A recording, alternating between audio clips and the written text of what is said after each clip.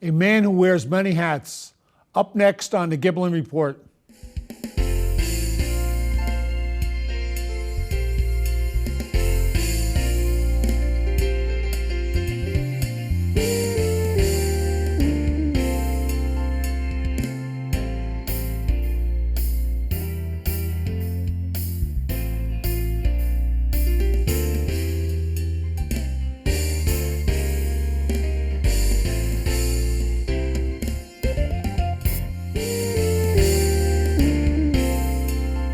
Welcome to the Giblin Report. I'm Assemblyman Tom Giblin, representing the 34th Legislative District, which includes Clifton, East Orange, Montclair, and Orange. On today's show, I am pleased to welcome Charles Hall, President of Local 108, Chairman of the Working Families United for New Jersey, and of course, Chairman of the African American Heritage Parade Organization. Welcome, Charles Hall. Good morning, Tom. Thank you. Charles, we'll start maybe with your labor hat. You've been president of Local 108. Maybe tell us how long and just a little bit about the local and where you're located. I've been the president of Local 108 now for about 16 years. We're located in Maplewood, New Jersey on Springfield Avenue.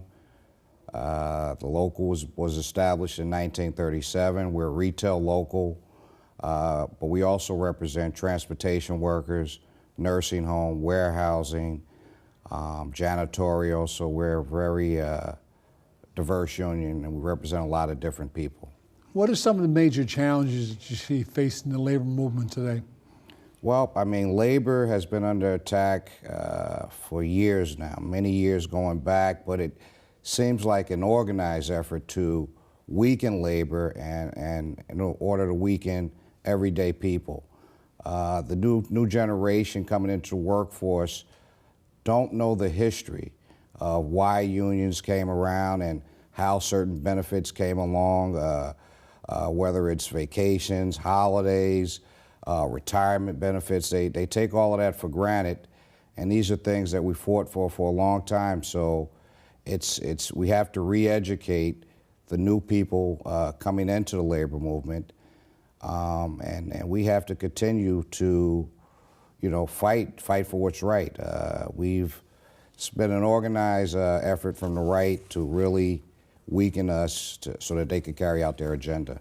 Several years ago, you took on an additional responsibility as the chairman of New Jersey Working Families, and of course you were spearheaded a lot of positive initiatives that were proved to be very successful. Tell us about the organization, about New Jersey Working Families. What's that all about, and then about some of those important issues that you espouse and help everybody, those in the labor movement, and those not. Yes. Well, what we decided to do, some of my friends in labor, is we wanted to be a part of the community. We wanted to work with the community on issues. So we formed a nonpartisan, non-political organization to address issues that affect working families, whether it was college tuition, whether it was helping to raise the minimum wage 2 years ago to where it is now with the cost of living tied to it. We were the organization that led it, publicized it across the state, whether it's testifying about school construction, the fact that our schools are falling down, making a point of that, whether it's making citizens have a voice. In the city of Newark, there was a building going up, some building construction and retail going up on Springfield Avenue. And the community felt like their voice wasn't heard, nobody was listening to them. And they contacted Working Families United for New Jersey, and we went over and we helped organize the tenants. And we brought in different groups that were concerned about the community and what would be built there. About making good, decent jobs. Well, it was the main thing was good, decent jobs, and the fact that how would it, depending on what you bought there, it may affect traffic in a different way. But the essence of it, they didn't just want anything there, and they wanted their voice to be heard. They wanted to have input in the process. And, from our perspective, after we talked about it, many people felt that if you're going to bring a store or whatever you're going to bring in there, it should bring good jobs that lead to people being able to provide for their family and move to the middle class. Charlie, what are you kind of working on now as far as New Jersey working families? Well, right now we're working on a statewide earned sick leave, which meant that workers should have an opportunity, if they're sick, to be able to stay home and be paid. Employers say that's going to cost them more money. I mean, that's well, it's the same argument, Mr. Giblin, Assemblyman Giblin, whether it's raising the minimum wage or what have you. It's an interesting article in the paper the other day that said a study came out just the opposite, that it's a good thing. The other side of it is you don't want people sick coming to work. If they work in the food business, that could be a very bad thing. It could be a contagious situation. You want people, if they're sick, to stay home. Many workers, low-wage workers, if they get sick, and those are the people without sick time, to lose a day's pay becomes a big deal in their family income. And how are you approaching it? You getting, local governments or churches or community groups to get on board as far as supporting this this effort? We're speaking to elected officials, educating them on the benefits of having statewide sick leave. We're speaking to the community to make sure that they know to support it and reach out to their elected officials and legislatures. So it's an effort. It becomes, you have to educate the public, but you also have to educate our elected officials on why what would be the number of days per year? Is that the way you go by? Yeah, it will be based on hours. How many hours the individual works? How many hours they work, and if it's full time, it would come out to approximately. If they work 40 hours a week, 30 to 40 hours a week, it would come out to 5 to 7 days for the year. For the yes, year. Yes. Is this New Jersey Working Families? I mean, is it considered like a 501c4 or it's like it's 501c4. It's we're non-political. We don't get into the politics endorsing or anything. Candidates or anything like that. We focus on issues. The best example was the minimum wage and how it affects working families all across the state. The last time we had the opportunity to raise it. There's an effort underway with 15 now, which would be a big leap as far as the minimum wage is concerned. And there's some folks question whether that would be too steep all at once, and maybe it should be phased in. As far as we don't want to give employers an excuse to bail out of New Jersey. Well, from working families' perspective, we looked at what happened in New York and what happened in California.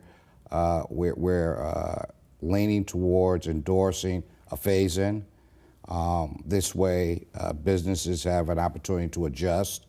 But certainly, whether it's the current minimum wage or whether it's 10, 12, or 15, in this state, is very difficult to live off of. Charles, you got a new role over the last year. I know. Well, you're living in Newark, right? Yes. Yeah. One thing I might want to add too, that Charles is. Better half is a Newark police sergeant. Sergeant, right? absolutely. Yes. Okay, and yes. Certainly is on the street and knows what's happening as far as the community is concerned. And the African American Heritage Parade has been in Newark. I guess it's close to 50 years. It seems to me like.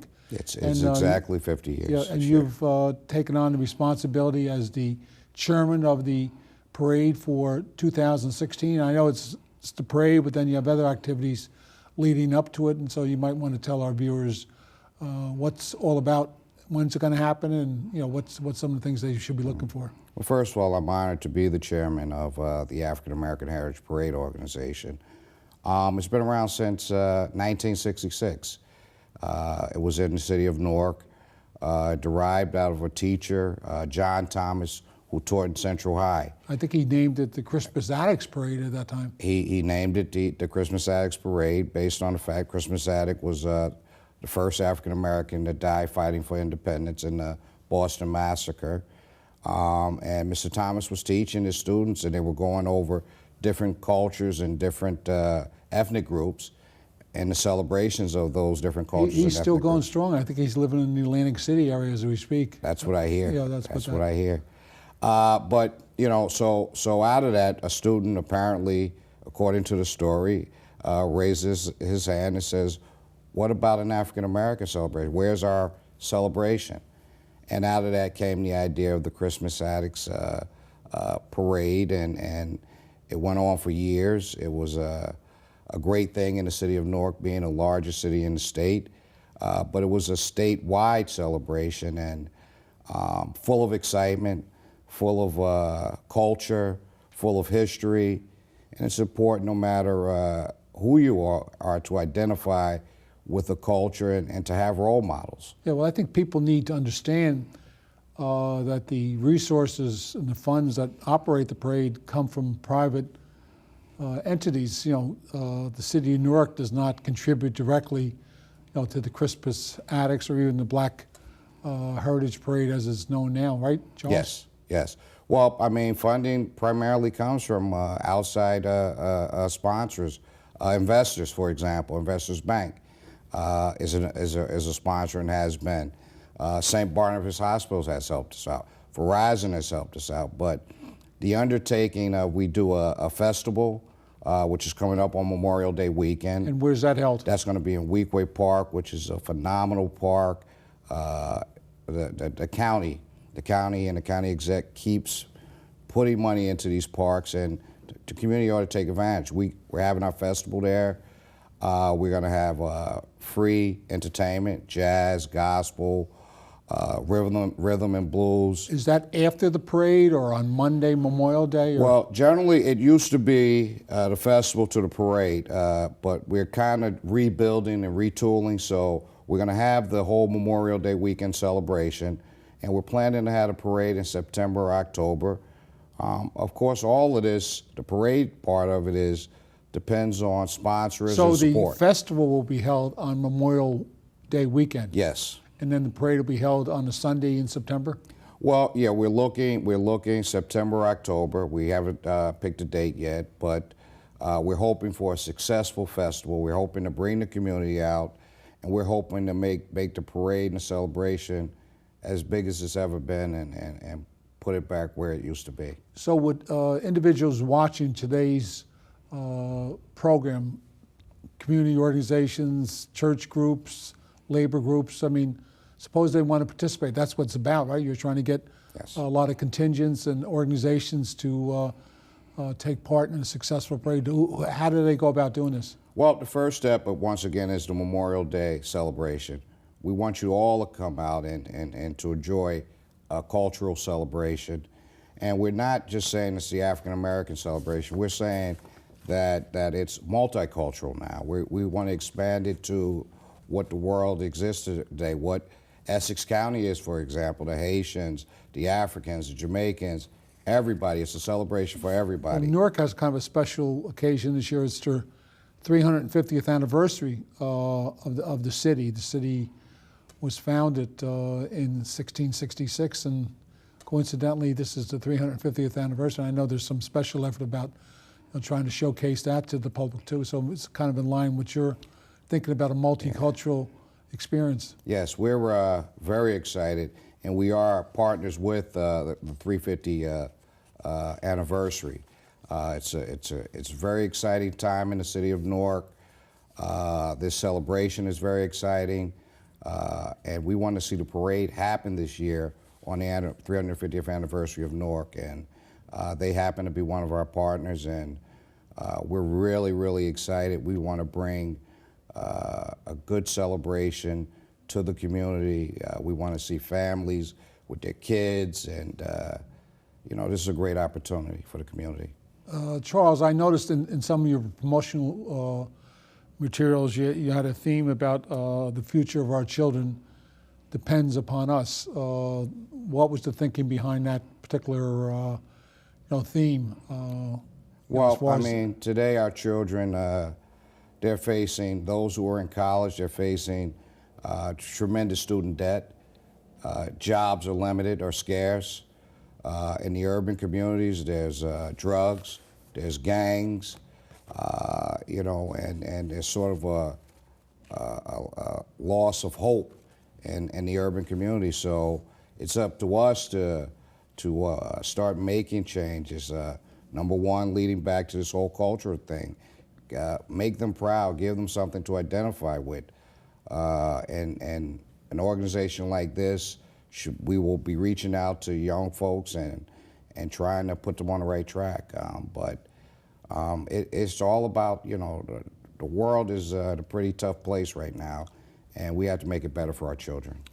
If any of our viewers would want to get active with the committee, do you have a schedule of meetings leading up to the festival and to the parade? And what would they do? Contact your office, or is there a number or a web page that they could seek out? Yes. So our website is www.aaparades.org.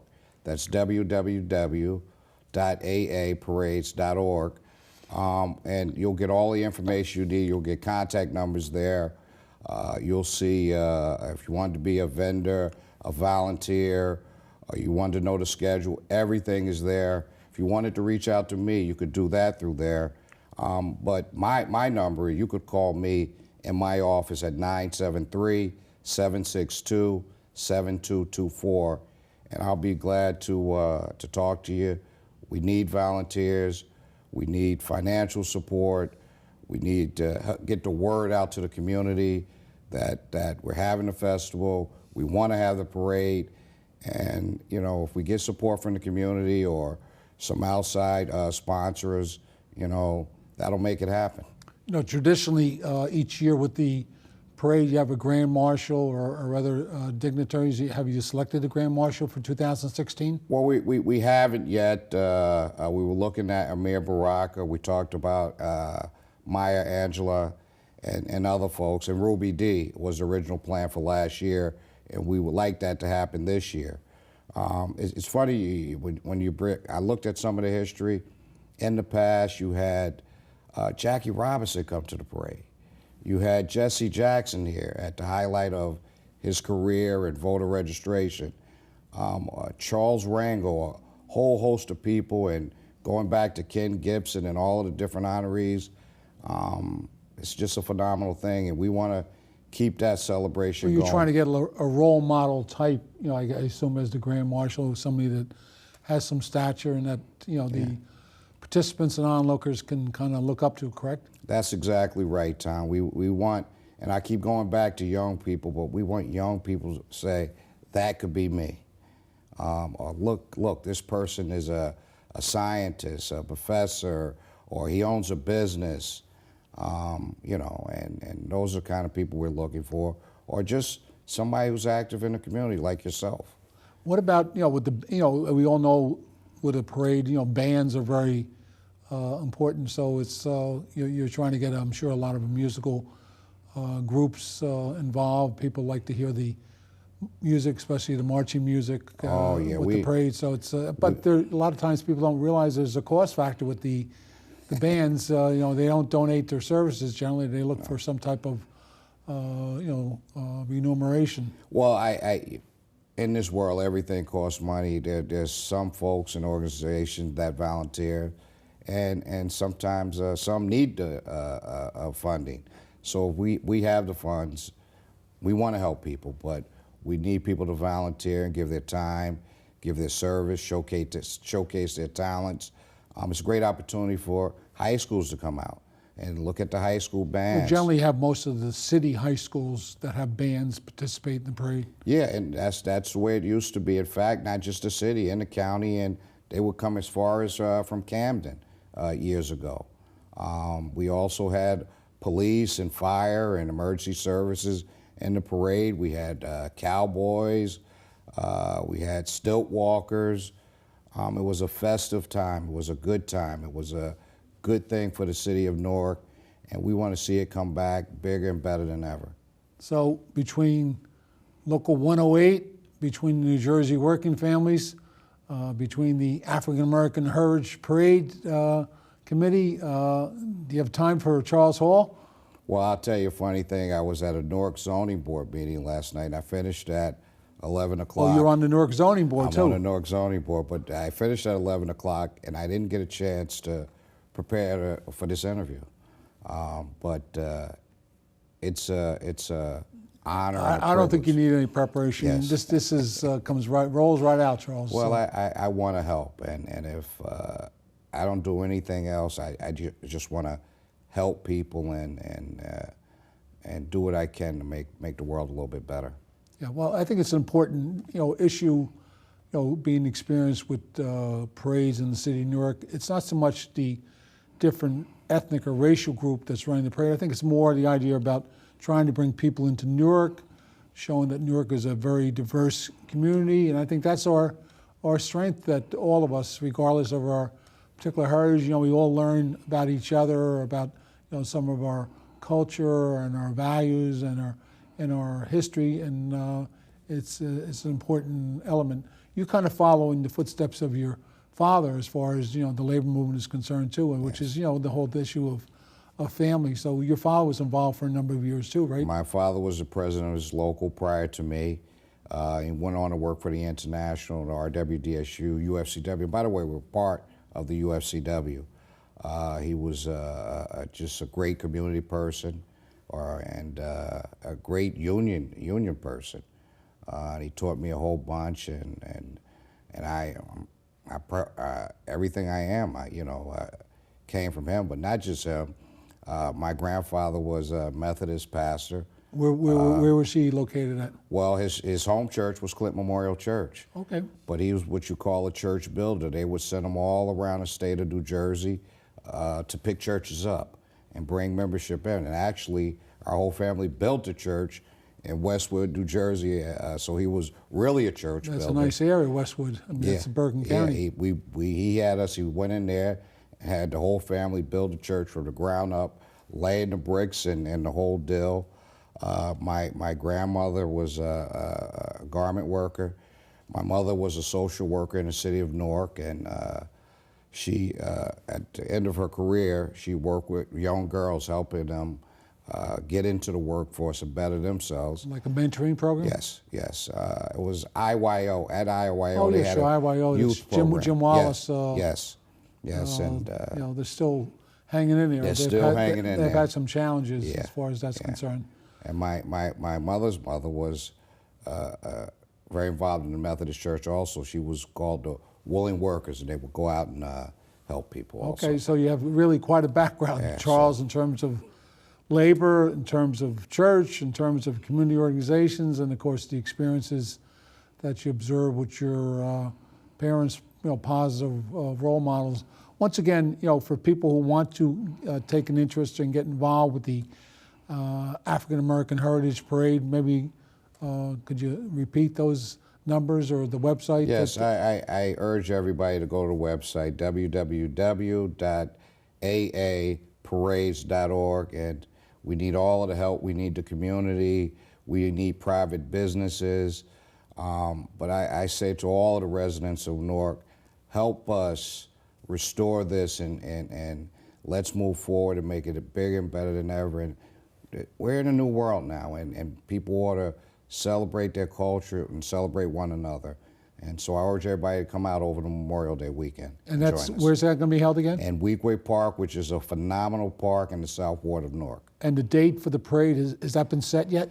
No, it's going to be, we're pushing for September or October, and it all depends on sponsorship, Tom. So. Okay, well, I think it's important, the viewers of today's program, the African American Heritage Parade, needs financial support. It's important to keep on this 50-year tradition in Newark. It's just not Charles Hall's parade. It's the whole African American Communities Parade and the city's parade. So it's important we continue. And I just want to remind the viewers of the Giblin Report that if you have any pressing issues that might require my attention or any questions regarding current state legislation, you can reach out to me at 973-779-3125, or else you can also contact me by email at asmgiblan@njleg.org. And of course, if there's additional information, you can also go to my website at www.assemblymangiblin.com. Thanks for watching the Giblin Report, and remember, if it's an issue to you, it's an issue to me. And don't forget, the African American Heritage Parade Festival, Memorial Day weekend at Weequahic Park in Newark. Make a date or break a date. It's going to be a fun activity and certainly something that is important for Newark as it celebrates its 350th anniversary of its founding. Thank you, Charles Hall. Thank you, Tom. Okay, I appreciate okay, this. okay. Thank you.